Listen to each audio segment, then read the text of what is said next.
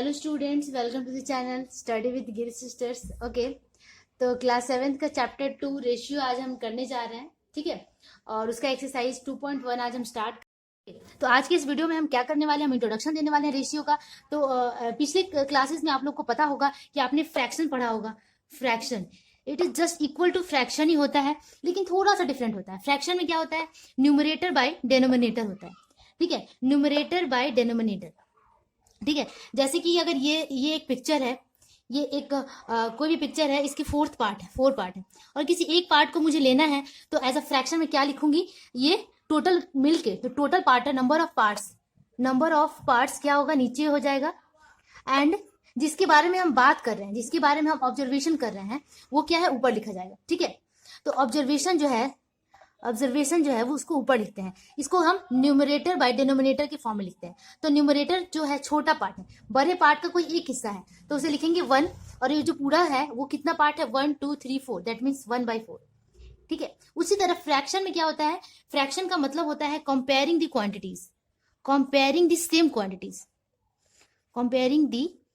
Quantities. ठीक है, same quantity को अगर हम, या फिर सेम थिंग को हम उसकी क्वांटिटी को कंपेयर करते हैं, तो उसे हम कहते हैं फ्रैक्शन। ठीक है, उसमें भी न्यूमरेटर बाय डिनोमिनेटर होता है। ठीक है, ये भी एज अ फ्रैक्शन की तरह ही होता है। तो ratio is just equal to fraction, लेकिन इसमें अलग अलग पार्ट्स होते हैं।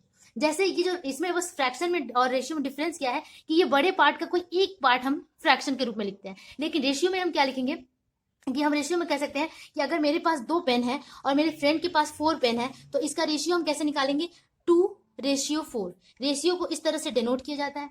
तो रेशियो हमारा क्या होगा, इसको और रिड्यूस कर देंगे, तो रेशियो क्या है हमारे पास, 1:2 के रेशियो में है। अगर मेरे पास 1 है तो उसके पास उसका डबल है। ठीक है, तो इसे हम रेशियो के फॉर्म में लिखते हैं। अब इस रेशियो को हम फ्रैक्शन के फॉर्म में भी चेंज कर सकते हैं, जैसे 1/2 भी लिख सकते हैं। ठीक है, तो 1/2 भी लिखा जाता है, बट ये फ्रैक्शन से डिफरेंट होता है, थोड़ा सा डिफरेंट होता है। इसे हम इस तरीके से लिखते हैं।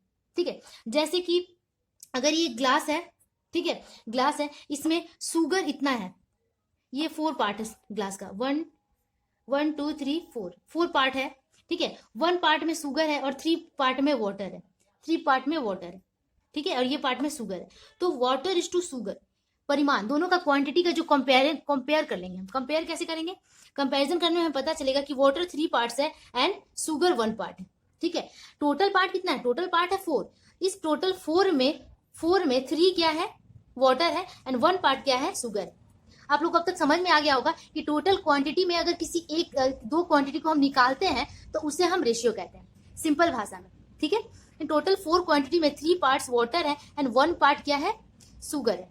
ठीक है, तो इसी तरह हम रेशियो को, अगर वाटर एंड शुगर को यहाँ पे कंपैरिजन किया गया है, तो ये 3:1 के रेशियो में है। ठीक है, जैसे अगर आपकी क्लास में boys and girls, total boys and girls 10 है, और उसमें बॉय का जो नंबर ऑफ बॉयज है वो 8 है, नंबर ऑफ गर्ल्स 2 है, तो इनका रेशियो हम कैसे निकालेंगे, बॉयज टू गर्ल्स अगर हम निकाल रहे हैं तो पहले बॉय लिखेंगे, ठीक है, रेशियो का साइन, फिर 2 लिखेंगे। इसका मतलब कि number of boys and girls का रेशियो 8:2 है। 8:2 अनुपात, या फिर रेशियो को मैं 8:2 से बोलना चाहूंगी, वो ज्यादा इजी होता है, और वेस्ट बंगाल बोर्ड में 8:2 ही बोला जाता है। 8:2 को कैसे बोलेंगे, इसको और रिड्यूस कर देंगे। रिड्यूस का मतलब है कि जैसे डिवीजन करते हैं ना, उसी तरीके से इसको रिड्यूस कर लेंगे। 8:2 को अगर ये ऐसा डिवाइड करना है कि ये दोनों एक ही क्वांटिटी से डिवाइड हो जाए, तो इसको अगर डिवाइड करेंगे तो 2 4 8 एंड 2 1 2। ठीक है, इस तरीके से इसे हम रेशियो को डिनोट किया जाता है। होप आप लोग को रेशियो का ये थोड़ा बहुत इंट्रोडक्शन समझ में आया होगा। अब हम चलते हैं एक्सरसाइज की तरफ। जैसे हम एक्सरसाइज करेंगे और भी ज्यादा क्लियर हो जाएगा कि रेशियो एक्चुअली में है क्या और इसे किस तरीके से हमें डील करना है। ओके, अब चलते हैं रेशियो के कुछ और टर्म्स और टर्मोलॉजी समझते हैं कि क्या होता है। अगर कोई एक रेशियो है, A:B के टर्म में है, ठीक है, A:B के टर्म में है, तो A को हम क्या कहेंगे, पूर्व पद कहेंगे हिंदी में, और बी को कहेंगे उत्तर पद। ठीक है, इसको कहेंगे पूर्व पद और इसे कहेंगे उत्तर पद। इंग्लिश में इसे कहते हैं एंटीसीडेंट। ठीक है, और उत्तर पद को इंग्लिश में कहते हैं कॉन्सिक्वेंट, कॉन्सिक्वेंट। ठीक है, इसे कहेंगे एंटीसीडेंट और इसे कहते हैं कॉन्सिक्वेंट। ठीक है। तो पूर्व पद और उत्तर पद इसे कहा जाता है। कभी कभी एग्जाम में आ जाता है कि पूर्व पद लिखिए उत्तर पद लिखे, तो छोटे क्वेश्चंस में तो आप लिख सकते हैं, ठीक है। एंटीसीडेंट और कॉन्सिक्वेंट लिखने के लिए आ जाता है।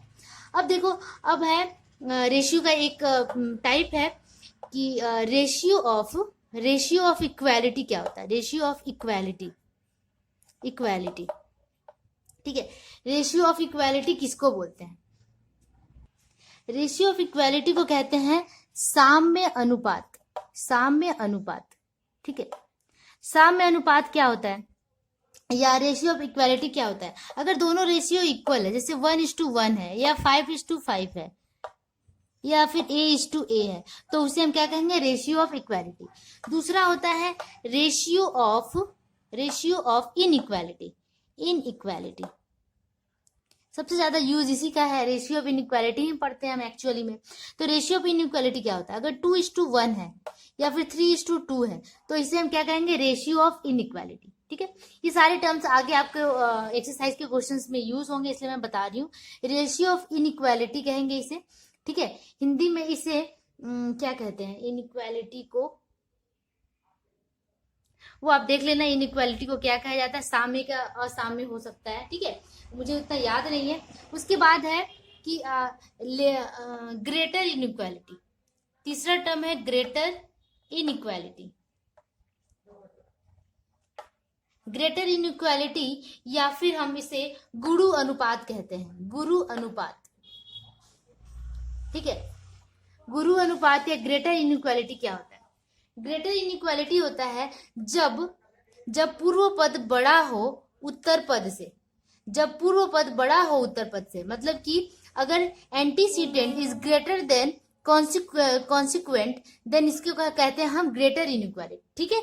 इसमें 2 इज ग्रेटर देन 1 है, तो इसे हम क्या कहेंगे? ग्रेटर इनइक्वालिटी या गुरु अनुपात। लघु अनुपात किसको बोलते हैं? Laser inequality. लेजर इनइक्वालिटी या फिर लघु अनुपात। लघु अनुपात ये किसको बोलते हैं? जब 1:2 हो, मतलब कि हमारा पूर्व पद छोटा हो उत्तर पद से। पूर्व पद 1 इज लेस देन 2 है, पूर्व पद छोटा हो उत्तर पद से, या फिर antecedent is less than consequent, then we can call it a lesser inequality. Lesser inequality मतलब छोटा है, ये लघु अनुपात कहा जाता है, ठीक है। तो ये सारे टर्म्स आपको याद होने चाहिए, तभी आप आगे जाके समझ पाओगे। उसके बाद लास्ट वाला टर्म आता है कि इक्विवेलेंट इनइक्वालिटी या फिर इक्विवेलेंट रेशियो किसको कहते हैं? Equivalent ratio. जैसे इक्विवेलेंट में क्या होता है? इक्विवेलेंट या फिर तुल्य कहा जाता है, हिंदी में तुल्य कहा जाता है। इक्विवेलेंट रेशियो या तुल्य अनुपात, ठीक है। इक्विवेलेंट का मतलब है अगर 1:2 है, अगर दोनों तरफ मैं 2 से मल्टीप्लाई कर दूं, तो ये कितना हो जाता है? 1 × 2 2 is 2, 2 × 2 4। तो ये इसका इनइक्वालिटी हुआ। उसको आगे की तरफ बढ़ाते जाए, इसको मल्टीप्लाई कर करके आगे की तरफ बढ़ाते जाए, तो उसे कहते हैं इक्विवेलेंट या तुल्य अनुपात, ठीक है। इक्विवेलेंट रेशियो कहा जाता है। उसके बाद आपका क्या आ जाता है? इक्विवेलेंट हो गया। इसके बाद हम जानेंगे मिक्स रेशियो। मिक्स रेशियो क्या होता है? मिक्स रेशियो या फिर मिश्र अनुपात कहा जाता है इसे, मिश्र अनुपात। अगर कोई रेशियो 2:1, 1:5 एंड 3:6 में हो, तो इसका मिक्स रेशियो कैसे निकालेंगे? इसके सारे पूर्व पद को एक साथ मल्टीप्लाई कर देंगे। सारे पूर्व पद या एंटीसीडेंट्स को एक साथ मल्टीप्लाई कर देंगे। 2 × 1 × 3, बीच में अनुपात का साइन देंगे। उसके बाद सारे उत्तर पद को एक साथ मल्टीप्लाई कर देंगे। 1 × 3 × 1 × 5 5 × 6, ठीक है। तो सारे उत्तर पद को पूर्व पद को एक साथ, एंटीसीडेंट को एक साथ, और सारे उत्तर पद या कॉन्सिक्वेंट को एक साथ मल्टीप्लाई करने पे जो हमें मिलेगा वो क्या होगा? मिक्स रेशियो होगा। इन तीनों का मिक्स रेशियो होगा। 3 रेशियो का मिक्स रेशियो क्या हो जाएगा? 3 2 1 और ये हो गया 6:, ये हो गया 30। तो मिक्स रेशियो हमें क्या मिल गया? 6:30। तो मिक्स रेशियो क्या होता है? जितने भी रेशियोज हैं उनके पूर्व पद को एक साथ मल्टीप्लाई करेंगे और उत्तर पद को एक साथ मल्टीप्लाई करेंगे, और जो रेशियो हमें प्रोडक्ट मिलेगा उस प्रोडक्ट को, उस रेशियो को हम कहेंगे मिक्स रेशियो, ठीक है। तो इस तरह मिक्स रेशियो बनाया जाता है। तो अभी आपको ये सारे टर्म समझ में आ गए। मैं फिर से एक बार रिपीट करती हूँ। पहले अगर हमारा टर्म A:B है, तो पूर्व पद इसे कहते हैं एंटीसीडेंट, और इसे कहते हैं उत्तर पद या कॉन्सिक्वेंट। ठीक है, अब रेशियो ऑफ इक्वालिटी, अब रेशियो इक्वल है तो इसे रेशियो ऑफ इक्वालिटी या फिर साम्य अनुपात कहा जाता है। रेशियो ऑफ इनइक्वालिटी, जब रेशियो में डिफरेंस हो तो इसे रेशियो ऑफ इनइक्वालिटी कहा जाता है। ग्रेटर इनइक्वालिटी, जब पूर्व पद बड़ा हो तो उसे ग्रेटर कहते हैं। लेजर, जब पूर्व पद छोटा हो तो उसे लेसर कहते हैं। इक्विवेलेंट रेशियो, उसी का जस्ट मल्टीप्लाई करते जाए आगे की तरफ तो उसे इक्विवेलेंट कहा जाता है। और मिक्स रेशियो इस तरीके से अभी अब मैंने आपको बताया, तो सारा हमने यहाँ पे रिपीट कर लिया। अब हम चलते हैं एक्सरसाइज के क्वेश्चन पे। होप आप लोग को ये इंट्रोडक्शन समझ में आया होगा। ठीक है, ओके। पहला जो आपका क्वेश्चन है 2.1 का, 1 किलोग्राम चावल का दाम 40 रुपए और 1 किलोग्राम दाल का दाम अगर 100 रुपए हो तो दाल और चावल का अनुपात हमें निकालना है। हमें दाल और चावल का अनुपात निकालना है। ठीक है, तो चलो इसे करते हैं। ठीक है, तो पहला क्वेश्चन हम करते हैं। यहाँ पे पहला क्वेश्चन है हमारा कि 1 किलोग्राम चावल का मूल्य। ठीक है, 1 केजी चावल का मूल्य कितना दिया है? द प्राइस ऑफ 1 केजी चावल, 1 केजी राइस कितना दिया हुआ है? 40 रुपीज। ठीक है, and a price of 1 KG of dal is 100 rupees. तो दोनों का रेशियो क्या है? दो क्वांटिटीज है और कंपैरिजन हमें करना है, रेशियो हमें निकालना है। Then the ratio of rice to dal. ठीक है, 40। पहले राइस या राइस टू दाल होगा या फिर दाल टू अगर राइस होता है तो दाल को पहले लिख लेते हैं। ठीक है, दाल टू राइस कर देते हैं, दाल एंड भी लगा सकते हैं। ठीक है, टू राइस। तो दाल कितना है हमारा? 100 है इज टू 40, तो इसका रेशियो निकालो। अब इसको थोड़ा सा रिड्यूस कर लेते हैं, जैसे डिवीजन में किया जाता है वैसे करेंगे। 0 से 0 गया, ये 10:4 आ गया। अब इसको 2 से डिवाइड करो तो दोनों तरफ 2 5 जा एंड 2 2 जा, तो रेशियो हमारा कितना निकल गया? 5:2। इसी तरीके से नेक्स्ट क्वेश्चन भी करना है। ठीक है, नेक्स्ट क्वेश्चन है, एक ट्रायंगल बना हुआ है 2 नंबर में। इस तरीके से ट्रायंगल है, इसका ये है 60, ये है 70 और ये इसका वैल्यू दिया है 50।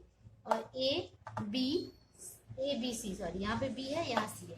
ए बी सी एक ट्रायंगल है जिसमें हमें फाइंड करना है कि angle B A C is to angle A B C is to angle A C B कितना है। ठीक है, अब तीनों का हमें यहाँ पे रेशियो निकालना है, तो सबका वैल्यू लिख लेंगे। बी ए सी कितना दिया हुआ है? बी ए सी 60 डिग्री, तो यहाँ 60 पुट करेंगे। ए बी सी हमेशा बीच वाला एंगल को माना जाता है, तो ए बी सी बीच में 50 डिग्री है, तो यहाँ पे 50 लिख देंगे। और A C B that is this angle is 70। अब इसको रिड्यूस कर देंगे तो रेशियो आ जाएगा 6:5:7। 10 0 0 0 काट दो या फिर 10 से इसको डिवाइड कर दो, तो रेशियो आ गया 6:5:7।